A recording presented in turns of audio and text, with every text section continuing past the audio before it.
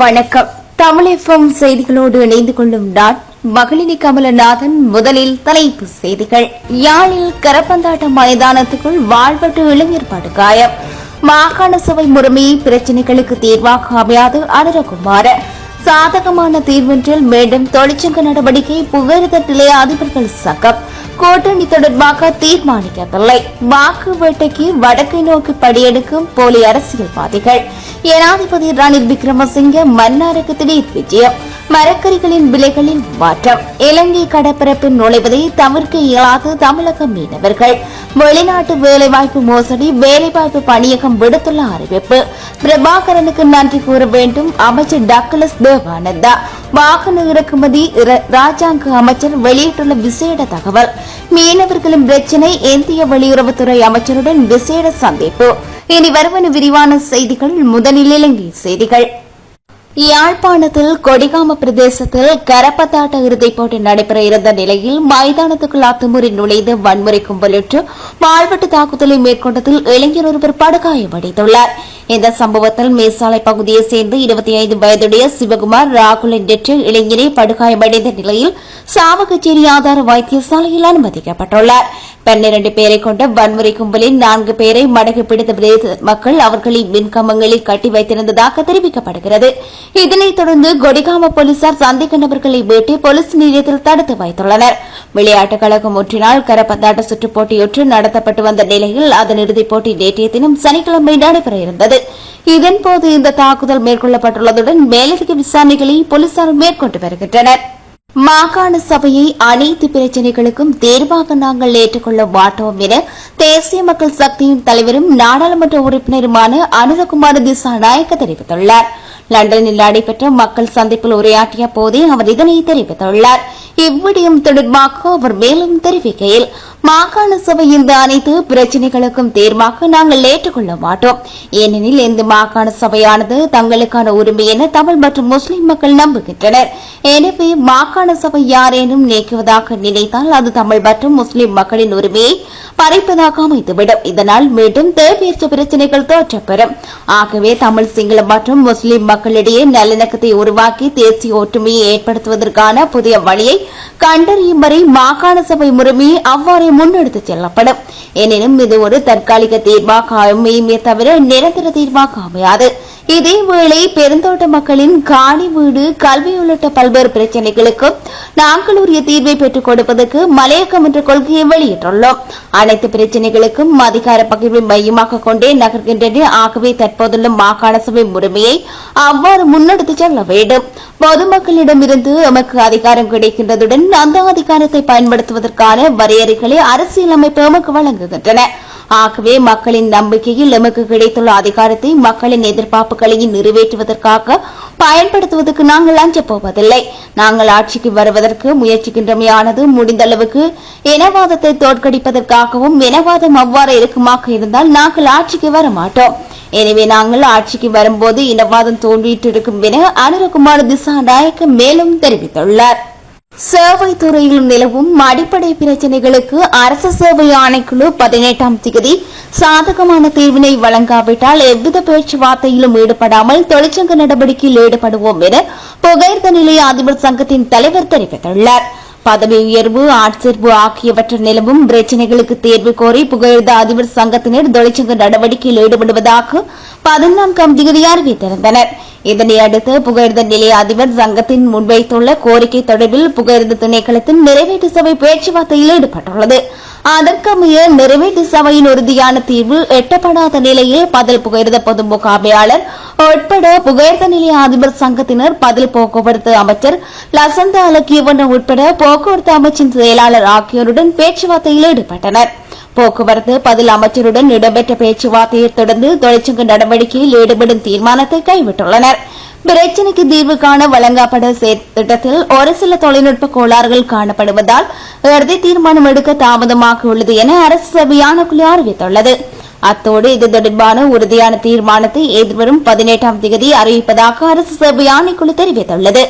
எனினும் அவற்றை அன்றைய தினம் சாதகமான பதில் வராவிடின் பேச்சுவார்த்தையிலும் ஈடுபடாமல் தொழிற்சங்க நடவடிக்கையில் ஈடுபடுவோம் என புகையிரத நிலைய அதிபர் சங்கத்தின் தலைவர் சுமித் சோமரத்ன மேலும் தெரிவித்துள்ளார்.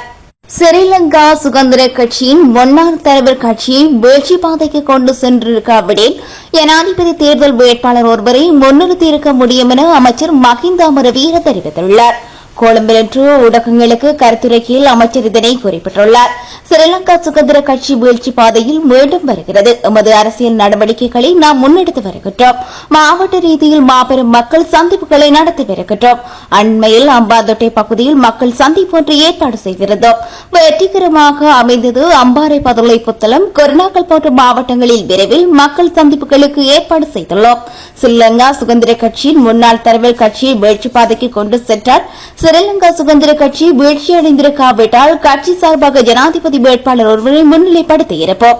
எதிர்வரும் தேர்தலில் எவரிடமும் கூட்டணி அமைப்பது தொடர்பாக இதுவரை தீர்மானிக்கவில்லை. கட்சி ரீதியாகவே தீர்மானம் மேற்கொள்வோம் என அமைச்சர் மஹிந்த அமரவீர மேலும் தெரிவித்துள்ளார்.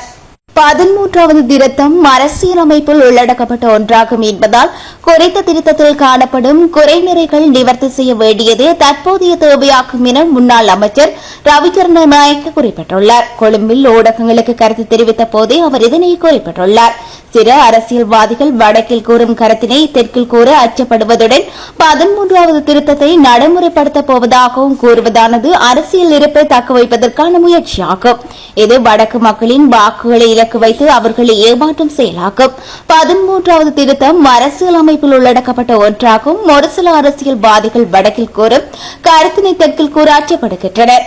அதேபோன்று தெற்கில் கூறுவதை கிழக்குக்கு சென்று கூறுவதில், கிழக்கில் கூறுவதை கொழும்பில் கூறுவதில்லை. 13வது அரசியல் அமைப்பை நடைமுறைப்படுத்துவதாக எவரும் கூற தேவையில்லை. எனினும் 13வது திருத்தம் அரசியல் அமைப்பில் உள்ளடக்கப்பட்டுள்ளது. 13வது திருத்தத்தில் காணப்படும் குறைநிறைகளை நிவர்த்தி செய்ய வேண்டியது தற்போதைய தேவையாகும். ஆனால் அரசியல்வாதிகள் தற்போது வடக்கு சென்று 13வது திருத்தத்தை நடைமுறைப்படுத்துவதாக கூறுவதானது அரசியல் இருப்பை தக்க வைப்பதற்கான முயற்சியாகும். இது வாக்கு வேட்டியை இலக்கு வைத்து மக்களை ஏமாற்றும் செயலாகும் என ரவி கருணாநாயக்க மேலும் தெரிவித்துள்ளார். மன்னாருக்கு விஜயம் மேற்கொண்டுள்ள ஜனாதிபதி ரணில் விக்ரமசிங்கவுக்கு பல்வேறு நிகழ்வுகளில் கலந்து கொள்ள உள்ளதாக தெரிவிக்கப்பட்டுள்ளது. இந்நிலையில் இன்று காலை 10 மணியளவில் மன்னார் மறைமாவட்ட ஆயர் இம்மானுவேல் பெர்னாட்டோ ஆண்டகையை சந்தித்து கலந்துரையாடியுள்ளார்.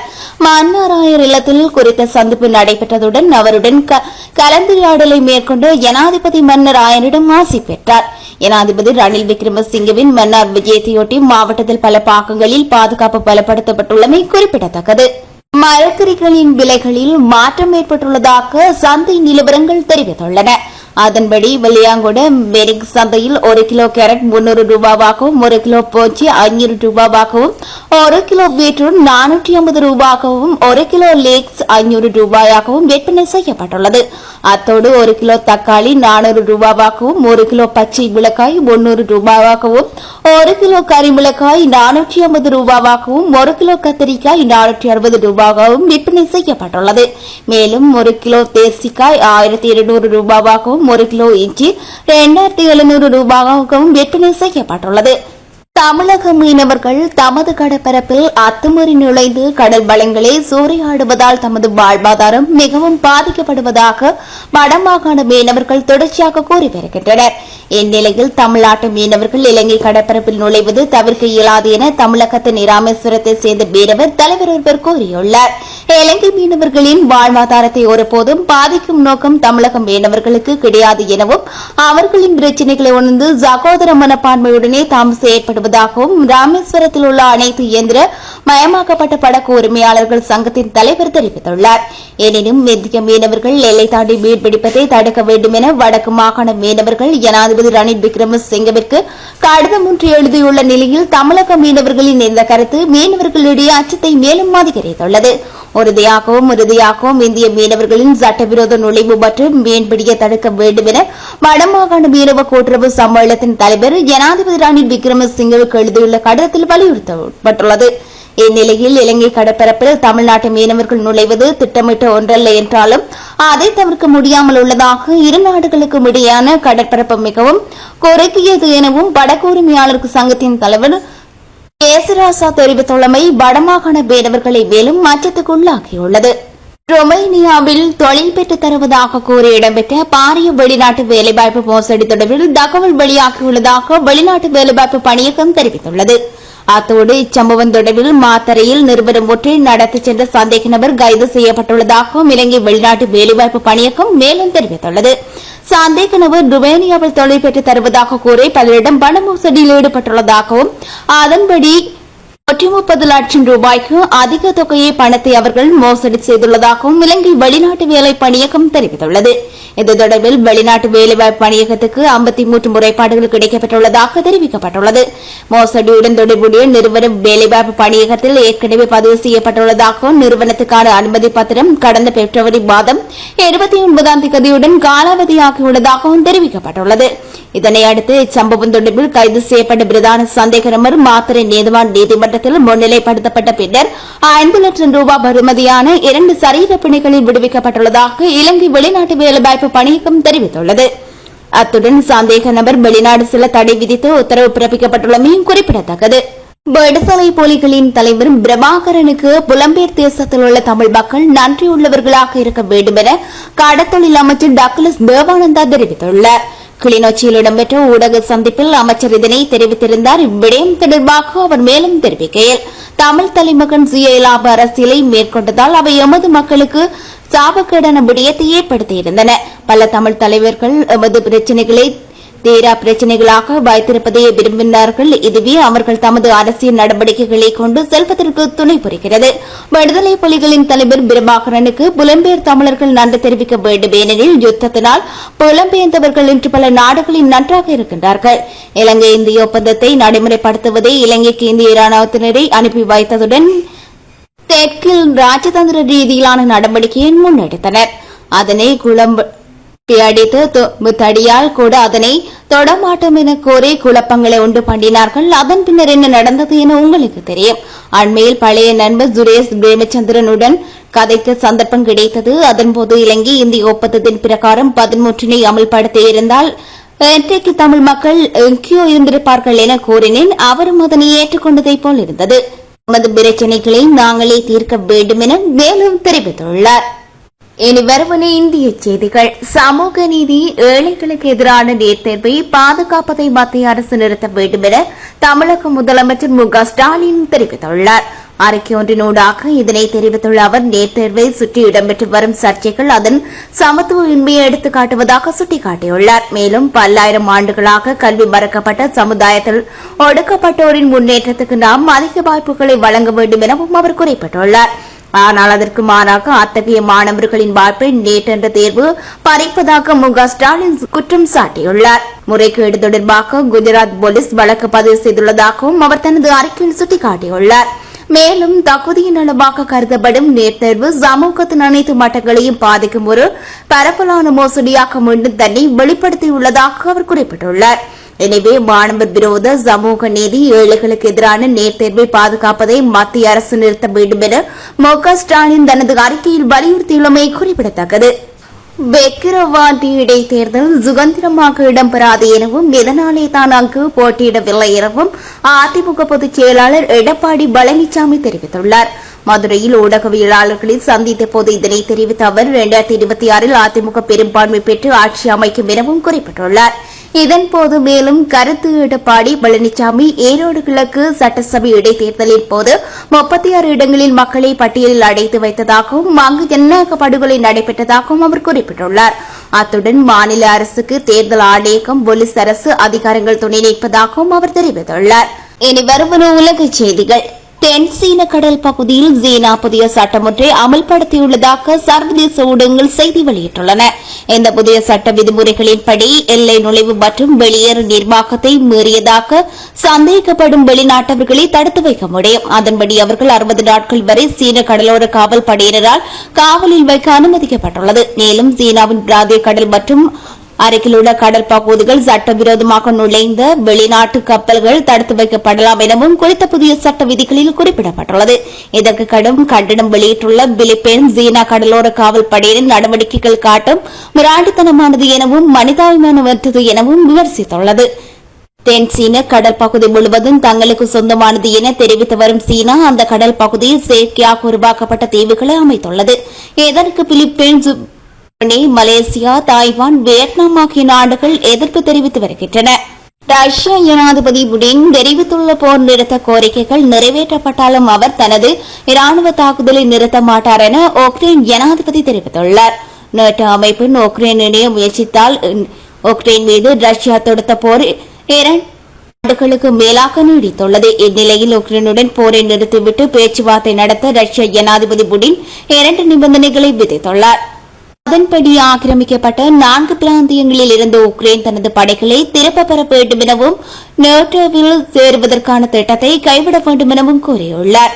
இந்த நிபந்தனைகளை ஏற்றுக்கொண்டால் உடனடியாக போரை நிறுத்துவதுடன் அமைதி பேச்சுவார்த்தையில் ஈடுபடுவதற்கு ரஷ்யா தயாராக இருப்பதாகவும் ஜனாதிபதி புடின் தெரிவித்துள்ளார்.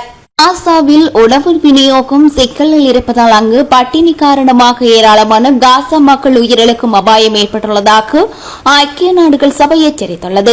பாலஸ்தீனத்தை இஸ்ரேலின் ஆதிக்கத்திலிருந்து விடுவிக்க பல்வேறு ஆயுதமேந்திய குழுக்கள் செயற்பட்டு வரும் நிலையில் காமஸ் அமைப்பு கடந்த ஆண்டு இஸ்ரேல் மீது தாக்குதல் நடத்தியது.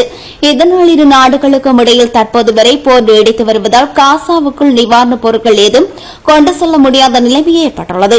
இதனையடுத்து உணவுக்கு குடிநீருக்கு பஞ்சம் ஏற்பட்டுள்ளதால் நோயாளிகள், கர்ப்பிணிகள், முதியவர்கள் உணவு கிடைக்காமல் அடுத்தடுத்து உயிரிழந்துள்ளதுடன் தொற்று நோய் பாதிப்புகளும் தீவிரமடைந்துள்ளது. இந்நிலையில் ஐநா பாதுகாப்பு சபையில் நிறைவேற்றப்பட்ட போர் நிறுத்தத்தை ஏற்றுக்கொள்ளாத காமஸ் அறிவித்துள்ளது. ஆனால் இஸ்ரேல் போர் நிறுத்தத்துக்கு தயாராக இல்லை என்பதால் தெற்கு காசா பகுதியில் உணவு விநியோகிக்க வாய்ப்பில்லை என ஐநா எச்சரித்துள்ளது. இத்துடன் செய்திகள் இனிதே நிறைவு பெறுகின்றன. நேயர்கள் இதுவரை இணைந்திருந்தது தமிழகமின் பிரதான செய்தி அறிக்கையோடு.